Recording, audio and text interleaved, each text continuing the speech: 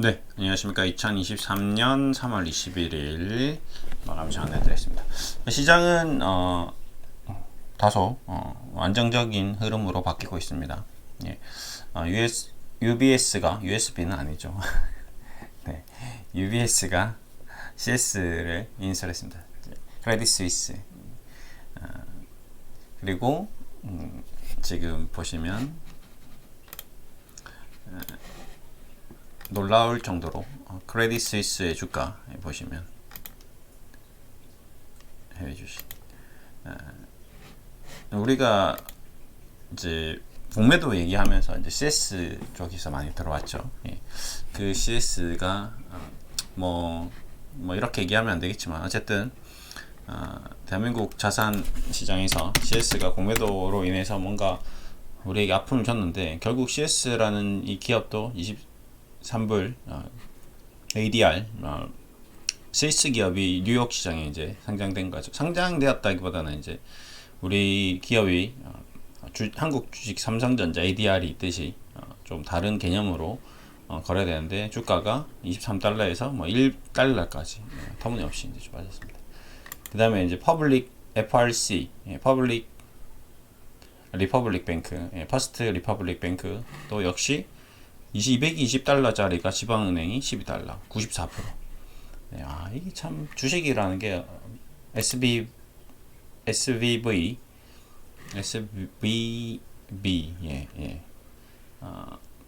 실리콘밸리 뱅크도 역시 거래 정지된 상태입니다. 어차피 뭐 이 문제는 어느 정도 이제 1달러 되는데 이제 여기서 또 추가적으로 또 나오면 이제 안 되겠죠. 과거에 리먼 사태 때처럼 이제 그게 뭐 1년, 2년 막 계속 이어졌기 때문에 안 되기를 좀 기대해 보겠습니다. 다행히 뭐 일단 진정되는 모습이고 빨리 정부 조치가 나오는 것 같습니다. 그리고 이제 특이점은 이 기업들이 그동안 뭐 크레딧 스위스도 문제가 계속 이어져 왔었고 그 다음에 미국 은행들도 이제 중소형사다. 골드만삭스나 뭐 도이체방크나 뱅크 오브 아메리카나 우리나라로 치면 국민은행, 신한은행 이런 은행들이 파산을 하는 게 아니라 뭐 저기 있는 푸른 저축은행, 뭐 지방에 있는 조그만 뭐 저축은행 이런 것들이 이제 파산하는 거죠. 근데 실질적으로 규모는 우리나라보다는 큽니다. 그렇죠? 우리나라 은행들 비해서 뭐 실리콘밸리 뱅크도 우리나라 신한은행 정도 수준이라니까 꽤 크죠. 근데 대신에 금융시장 자체가 우리나라보다 미국이 거의 10배 이상 규모가 크기 때문에 애플 하나 시가총액이 우리나라 주시장 전체 시가총액하고 맞먹거든요. 거의 3천조에 가깝기 때문에 우리나라 시가총액보다 훨씬 더 크죠, 실질적으로. 그렇기 때문에 뭐 그런 거는 좀 비교할 바가 아닌 것 같고 어쨌든 미국이 안전하게 좀 돌아가야 된다가 얘기고요. 그 다음에 이제 오랜만에 이제 셀트리온 얘기를 좀 해보겠습니다. 셀트리온 이제 그동안 이제 서정진 회장 복귀하고 나서 움직임을 좀 쭉 보겠습니다. 실적 발표하고 복귀했습니다. 이제 그 이후에는 뭐 움직임이 크게 무리는 없이 지금 잘 흘러가고 있습니다. 그렇죠? 신저가는 안 나왔습니다. 여기서 이제 마지막 실적 발표 전날까지 조정을 받고 서정진 복귀 후 추가적으로 좀 상승하는 듯 하다가 눌림목 주고 N자형 파동이 나오면서 다시 좀 반등하면서 16만원 돌파하다가 지금 조금 또 주춤하는 그런 모습입니다. 셀트리온 헬스케어는 6만원대, 그 다음에 셀트리온 제약은 뭐 날라가 버렸죠. 240일 돌파하고 아예 오버슈팅이 나왔습니다. 셀트리온 제약이 가장 큰 추세, 그동안 가장 낙폭이 컸던 종목이었죠. 고점 대비 60, 지금 2%인데 셀트리온 61%, 셀트리온 58%. 이제 세 종목이 거의 키 맞추기로 했네요. 네. 고점 대비 낙폭은 이제 거의 비슷해졌습니다. 과거에 뭐 셀트리온 제약이 훨씬 더 낙폭이 컸었고요. 그 다음에 수급적으로도 셀트리온 이제 외국인 순매수가 좀 유입됐고요. 그 다음에 연기금도 이제 쭉 매수가 들어왔습니다. 그러니까 연기금의 특징이 자기네들이 가지고 있으면서도 계속 팔고 다시 살 수 있기 때문에 어느 정도 의도적으로 같이 외국인하고 발맞춰서 팔았다가 샀다가 팔았다가 샀다가 하는 그런 움직임을 보였습니다. 이번에도 좀 비슷한 그런 모습이 나왔고요. 오히려 이제 쇼커버링 그걸 이용해서 또 확 끌어다니는 그런 모습도 보였고요. 일단 수급은 완전히 개선된 모양입니다. 그렇죠? 예. 우리 개인 투자자뿐만 아니라 기관 투자자들도 단기적인 이슈를 이용해서 지금은 엄청나게 트레이딩을 하고 있다라고 좀 밖에 볼 수 없는 것 같습니다. 그래서 공매도도 완전히 이제 줄어들면서 이제 쇼커버닝이 들어왔다라고 좀 볼 수밖에 없겠죠. 예. 과거에 비해서는 완전히 뭐 셀트리온 쪽은 뭐 공매도가 완전히 급격히 줄어드는 모습이고 이제 또 조금 빠지니까 오늘 공매도가 좀 나왔습니다. 예. 호시탐탐 기회를 노리고 있는 거죠. 공매도들도 과거에 뭐 지금 셀트리온 뭐 30%씩 제약 이렇게 미친듯이 공매도 쳤던 자금들이 깜짝 놀랐겠죠. 예. 합병하면 어떻게 되나. 그렇습니다. 그러니까 지금 시장에서 급등주와 급락주 이제 두 가지가 이제 완전히 이렇게 극명하게 나눠져 있는데 저번에도 얘기 드렸지만 셀트리온 제약에서 나왔던 이런 급등 급반등 56,000에서 94,000원 거의 뭐 더블이네요. 이렇게 보니까 잠깐만 다시 볼까요? 네, 바닥 치고 67%가 올랐네. 무섭죠. 주식이라는 게 참 재밌습니다. 그러니까 카카오뱅크에서 나왔던 그 공매도 쇼커버링의 무서움이 여기서도 또 나온 거죠.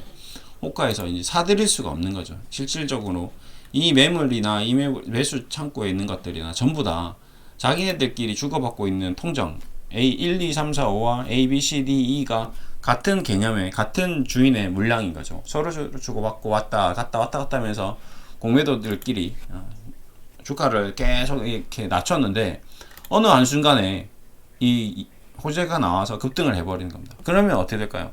팔려고 하는 사람이 아무도 없는 거죠.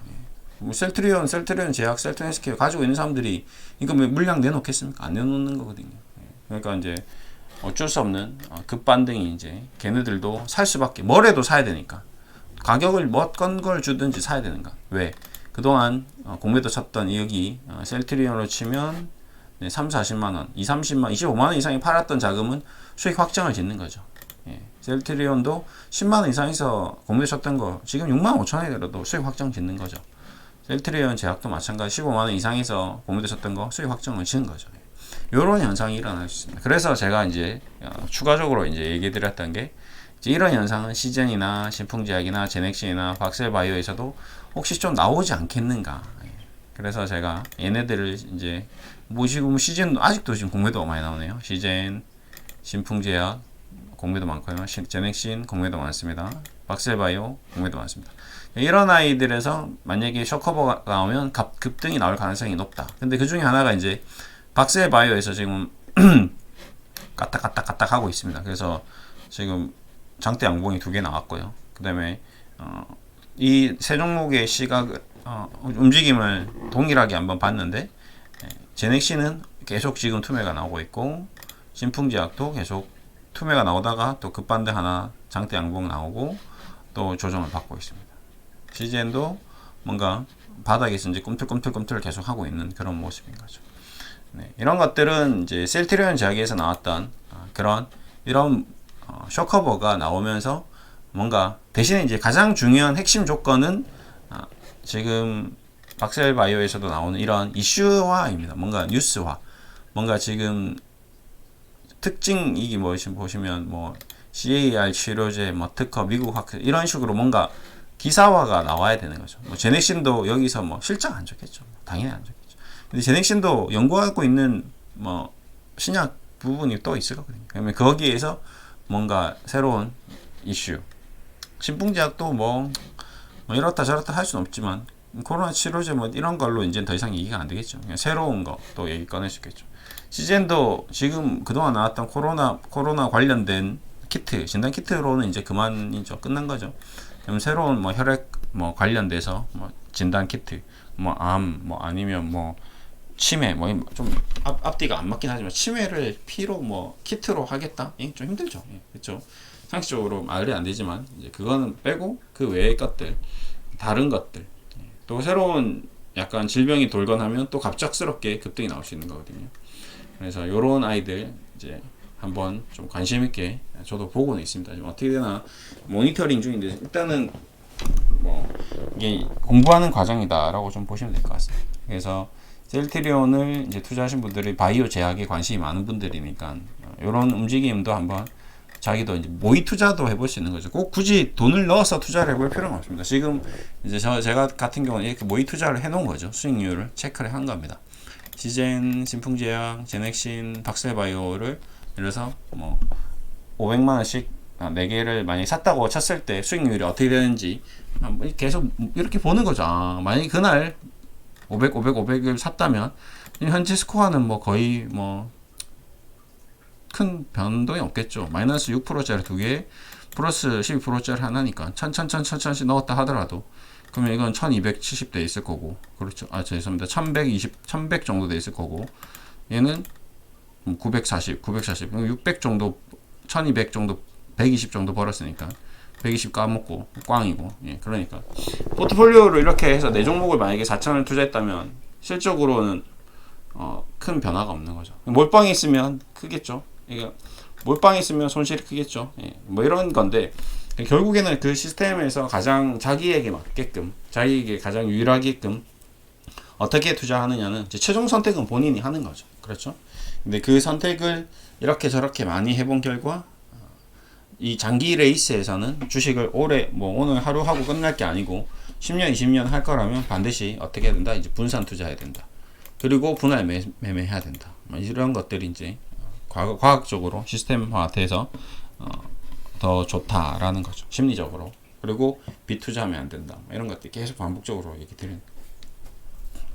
그렇게 보시면 되실 것 같고요. 뭐 셀트리온도 분할 매수, 분할 매매 많이 얘기 드렸는데 그런 것들이 좀 도움이 되겠죠. 뭐 지금도 셀트리온을 이제 어느 정도 제약을 만약에 분할 매수했던 사람이 있다면 분할 매도 해도 되겠죠. 뭐 그런 식으로 적절하게 수익이 났으면 또 챙기고 또 빠지면 또 사고 계속 이렇게 상황을 좀 체크하면 좋을 것 같습니다.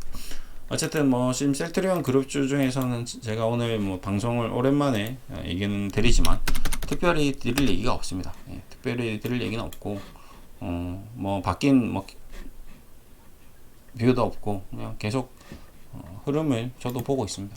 뭐 만약에 빠지면 늘 기회를 수익을 주는 종목이구나가 또 한 번 확정된 거죠. 얘는 떨어지면 무조건 올라오는구나. 떨어지면 올라오는구나. 그래 떨어지면 올라오는데 어디까지 떨어지느냐. 그거만 잘 체크해서 잘만 사면 얘는 무조건 돈을 버는구나. 이번에도 샀어야 되는데 결국에는 저도 매수 신호가 못 나갔습니다. 예, 그 하루의 차이였는데 그것도 참 저 계속 곱씹어서 생각해 보면 실적 발표하고 실적 발표를 보고 매수 신호를 내보내야겠다라고 생각했는데 역시 한 박자가 더 빨리 움직였습니다. 실적 발표 당일날 주가가 튀어버렸죠. 그래서 저도 그걸 이날인데요. 이날 저도 계속 아침부터 체크를 하고 있는데 한 2~3% 상승하는 거 보고 자사주 매입 공시 나오고 이상한데 하다가 그냥 후루룩 날아가 버렸거든요. 셀트리온 제약은 뭐 완전히 날아간 거죠. 이날 이후로. 그렇죠? 뭐 거의 60% 올라갔으니까. 여러분들도 다 봤을 거고. 그래서 참 주식이 또 재밌다. 이게 참 주식이 묘하고 재밌고 계속 이 쫄깃쫄깃 긴장감을 놓지 못하게끔 하구나라는 걸 또 경험하고 또 앞으로 또 다양한 방면에서 또 여러 가지 생각을 많이 해야 될 것 같습니다. 어쨌든 셀트리온에 대해서 한번 오늘 또 코멘터리를 했고요. 뭐 특별한 건 없다라는 얘기를 드리면서 마무리 드리겠습니다. 감사합니다.